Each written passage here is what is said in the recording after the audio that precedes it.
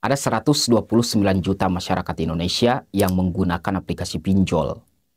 Beberapa di antara mereka yang paling banyak menggunakan aplikasi pinjol yaitu di umur 19 sampai 34 tahun. OJK mencatat, utang pinjol di Indonesia di tahun 2025 ini mencapai 80 triliun rupiah. Menurut data dari CNN Indonesia, ada 5 provinsi yang paling banyak berutang ke pinjol. Apa saja itu? Yuk kita cari tahu. 5 provinsi yang paling banyak memiliki utang ke pinjol yang pertama ada di daerah Jawa Barat. Dengan total utang mencapai 20,23 triliun rupiah dengan tingkat kredit macet 3,38%. Yang kedua ada di daerah DKI Jakarta. Dengan total utang mencapai 12,55 triliun rupiah dengan tingkat kredit macet 3,21%. Yang ketiga ada di daerah Jawa Timur. Dengan total utang mencapai 10,2 triliun rupiah dengan tingkat kredit macet 2,98%. Yang keempat ada di daerah Jawa Tengah.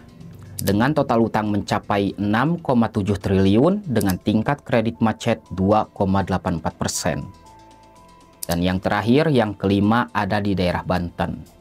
Dengan total utang mencapai 6 triliun rupiah dengan tingkat kredit macet 2,74%. Di sini yang menjadi pertanyaan adalah kenapa masyarakat Indonesia lebih memilih untuk berhutang ke pinjol daripada harus berhutang ke tempat lain? Yuk kita cari tahu. Ada 3 alasan kenapa masyarakat Indonesia lebih memilih untuk berhutang ke pinjol.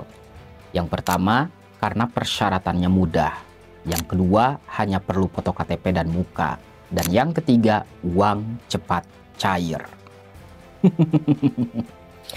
Tapi, tahukah kamu, di dalam kemudahan pasti akan ada risiko yang sangat besar. Ketika seseorang telat bayar atau gagal bayar di pinjol, dia pasti akan menerima teror dan ancaman dari debt collector. Setiap hari, bahkan setiap jam, dari jam 8 pagi sampai jam 8 malam, handphone kita selalu rame menerima notifikasi dari pinjol. Bahkan, isi-isi pesan teks dari debt collector itu bisa menghancurkan mental kita.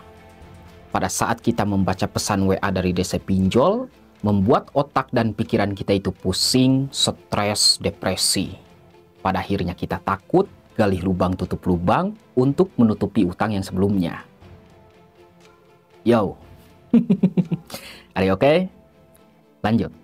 Banyak sekali kasus-kasus yang sudah terjadi di Indonesia akibat utang pinjol.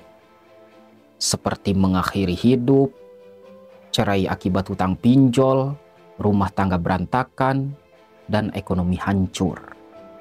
Nah, di sini yang menjadi pertanyaan adalah kenapa pemerintah tidak mau menutup pinjol? Padahal pinjol-pinjol ini sudah memakan banyak korban. Betul nggak? Mungkin pemerintah disogok oleh pinjol supaya pinjol terus berkarya untuk bangsa membantu orang yang miskin. Padahal bukan begitu caranya, ya. Pinjol itu bukan membantu rakyat miskin, guys. Tapi pinjol itu membuat yang miskin semakin miskin, yang kaya semakin kaya. Nah, di sini kenapa pemerintah tidak mau menutup pinjol? Menurut saya, kalau pinjol ini dihapus oleh pemerintah, pasti ekonomi masyarakat akan kembali stabil, ya. Dan pinjol ini bukan hanya menyengsarakan masyarakat loh, tapi menghancurkan keuangan negara. Berapa banyak kerugian uang negara dipakai buat pinjol? Bahkan OJK mencatat ada 80 triliun. Bayangin loh, utang pinjol sebesar itu. Oi, OJK, udahlah, tutup aja pinjol ini, ya. Supaya keuangan negara tidak hancur.